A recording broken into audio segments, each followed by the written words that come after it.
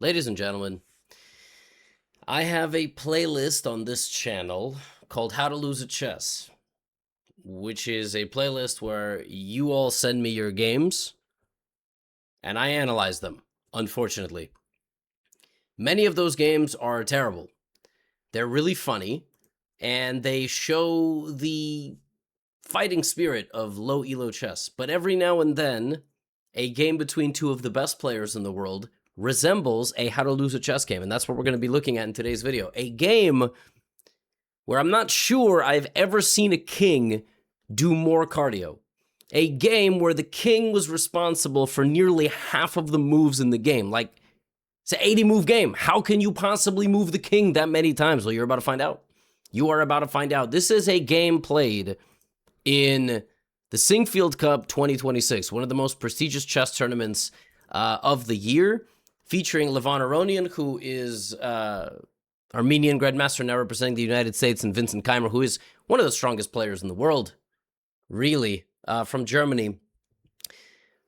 Just sit back, relax, and enjoy this game. This game is so ridiculous. I love when players just play a game and it doesn't make any sense at all. So, knight f3, d5, c4. This is a very trendy variation right now to play the ready, preventing e5, and then play the English. Now, the most forcing move is d4, for sure. This is a very, very imbalanced position that happens next. White often goes b4 to try to take the queenside space and then put the bishop here. Actually, the best game I ever played, literally, the name of one of my videos is this, but with black. But in this game, Vincent Keimer plays e6. Vincent Keimer really isn't a guy that goes for an adventure early on. He plays it solid. In this variation, he plays the Queen's Gambit decline type of position. Levon plays g3. But now, Vincent goes d4. These two moves together are a little weird. Because if you wanted to go there, why don't you just do it? Well, now there is no b4. Now white doesn't get the setup that he wanted, because after bishop takes b4, queen a4 check, there is simply knight c6. And if you look at this position, you might wonder, well, the bishop is targeted and so is the knight. What if I go knight e5 with the idea to take and then take? That's very smart, except at the end, you get forked. So that doesn't work. Anyway, Vincent gets the pawn to d4. Levon gets the imbalance that he's craving. Knight to c6 is very normal. For me, it looks much more natural to put the knight behind the c-pawn, but nowadays, guys can get away with doing anything they want. Bishop c5, and as we can see, Vincent is building everything behind this pawn. This pawn is going to prevent white's development, not let him get his knight into the middle, maybe not let him develop his bishop so easily, which is why Levon goes b3, and he wants to trade and unclog his position from the other side of the board. Knight f6, and exactly that. So bishop to a3, trading off that dark-squared bishop.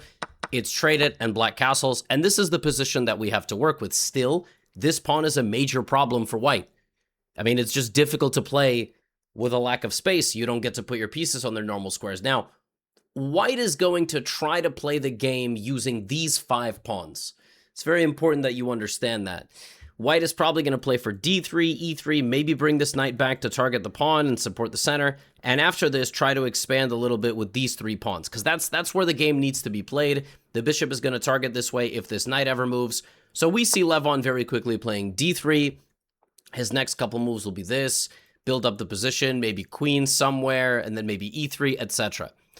Vincent here plays e5, so he's already moved the z-pawn, but now he moves it again. The knight is protecting both. That opens up the bishop. The rook is going to come and support. Very equal position, very, very, very interesting position, all right? A position where there's a lot of different possibilities. The knight drops back to c2, and now Vincent spends quite a bit of time, because it's quite clear white wants to play b4, b5. If that wasn't clear, hopefully it's clear now. And black can stop that with a5, but when you push pawns like that, you potentially open yourself up to positions where you're going to end up trading a pawn. So that's why Vincent goes queen d6. And now Levon thinks for 20 minutes. White now has a lot of options. First of all, white can play b4 anyway. Because after knight takes, queen takes, there is knight takes e5. But you have to decide if you like this. Furthermore, I don't actually have to take the pawn. I can just develop, and then you can attack my knight, and then I can move my knight, and the game goes on. So I don't actually have to take the pawn whatsoever. So b4 is a possibility. Queen d2 to prepare b4 is a possibility. Queen c1 for a variety of different ideas is also possible. You could also move either rook. So Levon thinks for a long time and plays rook b1. OG fans of the channel know the song. Rook b1, make a move that makes no sense. That move makes sense. This is like a 5-year-old meme on this channel. Any 5-year veterans of the Gotham channel, it's crazy that people could watch this channel in 2026 that weren't even born when this channel started. But contrary to popular belief, this channel's content is not for children. That's not really popular belief. That's the major criticism of this channel. But no, the average viewers of this channel are like 20 years old, believe it or not. A5. The commenters of the videos are younger. Those of you that write in the comment section and spread your memes everywhere, you're all probably like 14. A3. Clearly b4 is going to be accomplished. Bishop g4. By the way, you might be wondering, Gotham, I've been watching the video for 6 minutes. Why are there no explosions going on or bright colors or some way to keep my attention from clicking on something else or going on my phone while I watch the video on a different screen and maybe a third screen where my laptop is open? That's because this is chess, played by 2 of the best players in the world. You got to go a little bit longer, all right, before something dumb ends up happening, but relax, all right, we're getting there. So far, both guys, but you should study that the way that they're playing it will help you improve your terrible chess, okay? So pay attention. H3. Now, Vincent has the option to keep the bishop, obviously, right? Keep the bishop. I think what he didn't like is that after the move knight h4, white activates his bishop, white gets this, and also if the bishop ever goes here, I can just take it whenever I want. So Vincent actually gives away his bishop. Now, this is pretty fascinating stuff.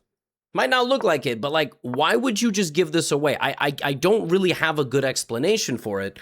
I think the point is that White's knight in the long run has better potential to target the center, to reposition, and I think Vincent sees this and sees this bishop and is just like, I'm not convinced of the bishop's power because the entire center is on a dark square and all I have to do is protect myself, and this bishop's not really going to participate. Plus, maybe in the future, I can even launch a same side, king side pawn attack, and the knight is gone, and it was a better defender than the bishop. So now the boys are going to clash. Rook e8, b4, and straight down the middle, there it is. The boys are throwing punches. Now, let me be very clear. I like both these guys, but if they actually had a fist fight one day, I think Vincent is nearly twice the size of Levon. Vincent is also about twice the size of me. I'd bet on Vincent, but Vincent is probably a pacifist, all right? But as far as the board, both of these guys, and by the way, Levon might disagree. Levon might have boxing training. Levon, don't get mad at me. I mean, you would be undersized, but if you have the skills, you know, and Vincent doesn't have the fighting spirit, I don't know why I'm talking about these dudes physically assaulting each other, but it's a chess video. That's what this is all about. The boys are throwing haymakers. White could take, but that allows in the knight, so maybe he's going to slide the bishop back, or maybe he's going to ignore everything and attack the queen. This move also makes some progress. It restricts the black position. Queen goes to e6, attacking this pawn.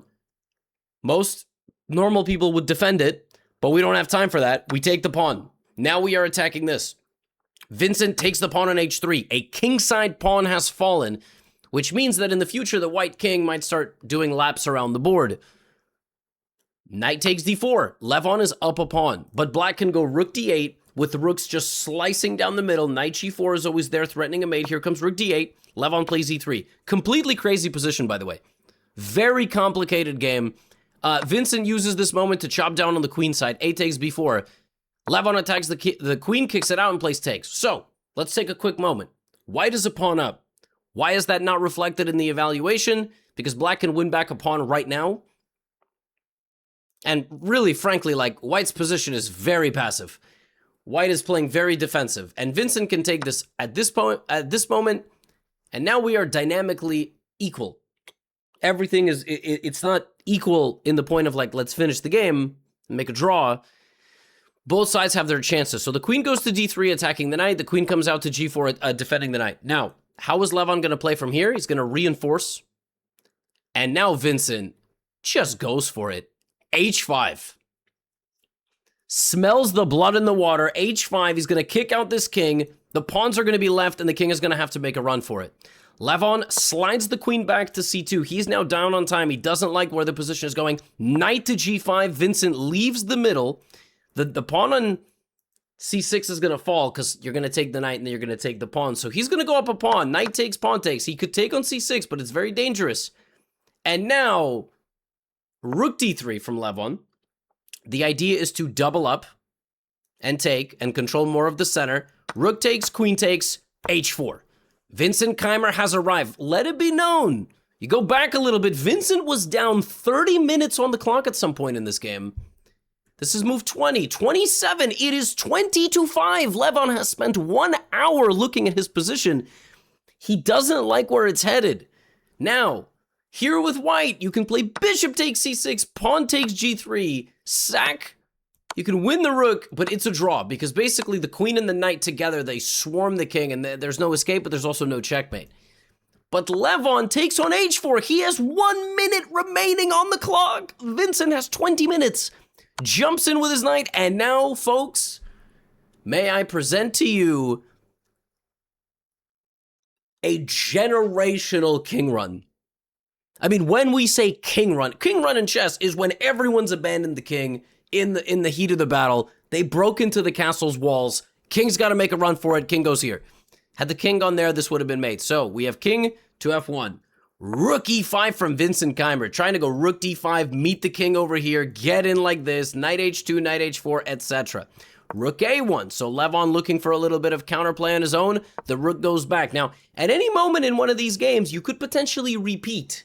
They could repeat the position. Levon takes, queen takes, rook a7. This is a check, and that's a check, and you could win the pawn on h4. Queen h3, king run, king goes back. Now both guys take a pawn. The game is hanging on a knife edge. Right here, white maybe could have gone queen d4. Right now, it's not about the endgame. This is not going to be a rook and 4 endgame. Queens are on the board. One king is scrambling around. I mean, it's like the movie scene where like you wake up after there's a big blow, boom, and then you're like, whoa, and your ears are ringing. King is running around the board, but Levon grabs a pawn, and now if the rook runs out this way, it is really bad news for the white king. He doesn't. He goes here. Not the best move. He needed to go as far to the corner as possible. He goes here. Queen b3 attacks. Queen h5 defends. And the king's just running. There was a threat there of rook d1. The king has returned to his home square on e1. No one else is around the king. It's just the king and these two little pawns. He's just hiding. He's hiding from the enemy. Queen into f3. Rook back to a7. Rook to d5, disconnecting the vision over here. Levon is playing this game with 40 seconds on the clock. Queen c2. Vincent makes a little getaway for his king, so he can avoid the danger. King h7. Rook back to a3, and now it's over. Levon's king is about to be hunted out. He is not going to be able to return to the resting place in the corner. There's no attack. So, queen e2, blocking this diagonal, and here comes rook h1 check, and the king's running to d2. He's been completely kicked out of the king side. There is no such thing as a king side. Queen f5, attacking the pawn on f2. The king's running to c3. This is ridiculous. This is completely ridiculous. Rook c1 check is right there. Rook c1 check is on the board. Now, if you go back to d2 here, I go rook f1, and then you're going to lose. So rook c1 check, king b3. Dog, ain't no way. He just went here, here, here, here, here, here. There is no way that this king is going to run to the complete other side of the world map, right? That's exactly what happens. Levon Aronian has brought his king all the way to the other side of the board. And there's no way to get him. There's no way to get him. You can go back to b5 or a6, and that's actually what he did, but the king goes back. Now he's just running around. Obviously, Levon's happy with the draw. This is a terrifying position for the king. But Vincent's like, I can take on c5. That's a free pawn. The king is pinned and cowering next to his other pieces, terrified. They are scared. The rook and the queen for black are like hornets, swarming the field. threatening to sting everybody. Queen c4 is a threat. At any moment, by the way, you might simplify to an endgame where this king runs in, these pawns run in. So rook a7 from Levon, who goes for a counterattack over there. Queen c4 check. The king touches another square. That's a new square. That king has touched all of these different squares at this point. That's a new square. He's hiding on a3. Queen d3 check. We go back to a4. We're just running around now, making little triangles. Check here, check here, check here. Vincent's like, how am I not winning? Well, he was, but it was very difficult. He needed to put his queen here, and then here. And the point is that if there's always rook c3, so then queen b3, queen a1, queen a3, queen f1. This was the winning idea. Threatening this mate if you take the rook. This was the only configuration. And then you actually lose a pawn with a check. Can you believe that? Can you believe that you actually lose a pawn with a check and then you're winning? Because you're going to have a free move with the rook. So you are threatening now queen here, and basically if this, you have queen b5, king b3. This is the winning idea. You get your rook away from the danger, and now you threaten queen b5. So Vincent needed to find this little dance, and he doesn't find it. And all of a sudden, the position is equal. Vincent's giving him a million checks, but it's an even game. And now Levon finds the amazing move, e4. This is the best move. Why is e4 the best move? Why can't you just take a pawn with check? Because this is lost. There are too many threats against this queen, queen a6, etc. So Vincent was setting that up. The reason e4 is so good is that if you take it, now, after this, my queen has more vision. You gave away this pawn, and you took the queen away from the diagonal. So if the queen took you, it would be off of this diagonal, this one. And the position would be back to even. So e4 is the best move. And now Levon has saved the game. So we have a more king run. And folks, if you thought the king run was done, you're like, oh, Levy, what? I mean, he ran his king to the side of the board. Why did you make a video about this? All right, who cares? The king is just doing a little bit of running. What's the big deal? Oh, no, it's not over. If you thought it was over, you're crazy. Rook takes f7, king h6. And now Levon sacrifices. The rook! Rook h7! What? How can he sacrifice the rook here? How's that possible? The idea is king h7, queen a7. How is Levon Aronian, whose king is just scrambling around the board, how is he playing for a win? Apparently, black has to go king g5. It's the only move. He doesn't go king g5 because he was scared of f4. Levon's pawn. Guys, Levon's pawn would have moved for the first time after 60 turns. This is the 61st move of the game, and it clears the path for the queen. So the king would have had to go here, and then the game would have continued. He didn't do that. After rook h7, he took the rook like this. Now, somehow, white is winning. White is winning because he's up a pawn. He's up a pawn in a queen endgame. He's just going to promote. Vincent's not done. Here comes the counterplay. You know what's the best way to deal with counterplay? I swear at this point, Levon was like, if I make more king moves, I'm going to end up in a Gotham recap. So he ran his king all the way there. How do you win the game? Obviously, you have to run the king all the way back. You might ask, Levy, wouldn't he just promote the pawn? Yeah, but that wouldn't provide memes for us. King c3. Yo, ain't no way. Now, what he's trying to do is he's trying to trade the queen. So basically, if you trade the queen and you simply have more pawns, guys, 99 out of 100 endgames with just kings and pawns, the side with more pawns wins. That's what happens. So, queen a6, and Levon Aronian runs the king back. Yo, he's running the king back. He's running the king back. G5, f3. This man is going to run the king to the other side of the board. There's no way he's going to actually pull this off, right? He's running the king to the other side. The king has run from one side of the board back to the other side of the board. Queen c1, you're still looking for checks. The side that is defending in a queen endgame is always looking for a check. Just don't lose your queen. Queen f6, king h5, queen f7, king h6. Yo. The king is now an offensive piece. This is a king that was ducking from a ridiculous attack 30 moves ago, and now he is participating in the hunt. King f5, all these moves, depends on where this queen is. So queen a3 comes out to the other side of the board. Queen h5 check. It's over. It's over. The king now did his job. But would you believe that this game ends for white by attacking, creating threats, pushing. Black has to defend himself. Queen b2, check here. Queen f4. Black wins a pawn, but he's going to lose the pawn on c6, and the 2 pawns here are just decisive. They provide a shield for this king, and now you just go up the board, and Levon Aronian wins this game by marching with the king. Who else? g6, g7. He brings the king up the entire right flank. And he's going to push, and the game is going to end. And the reason the king is so far up is that any defensive check for white will result in a queen trade.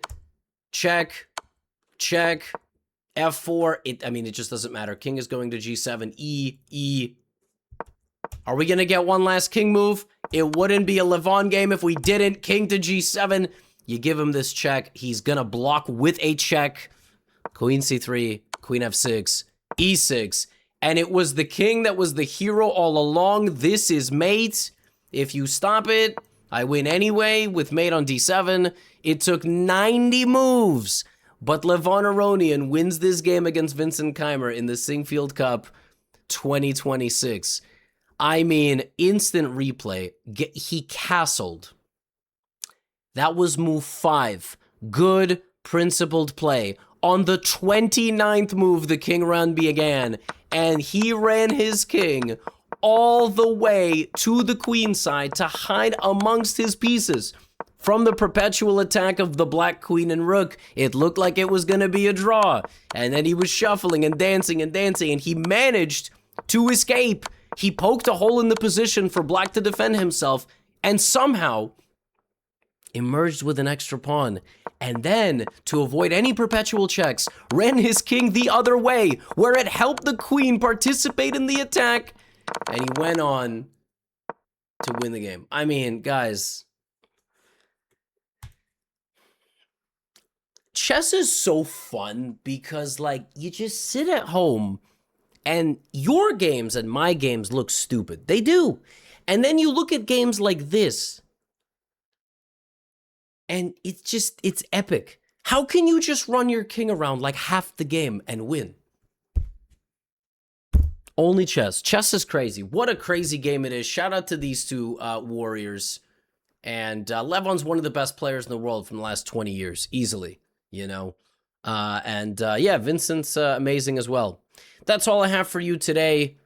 As always, mandatory late video plugs. Pre-order the book if you haven't already. I already announced I'll be doing 3 events in New York City on launch week, the first week of October. Can't wait. Take it for the Europe tour. You guys know where to find me. And that's all. Get out of here.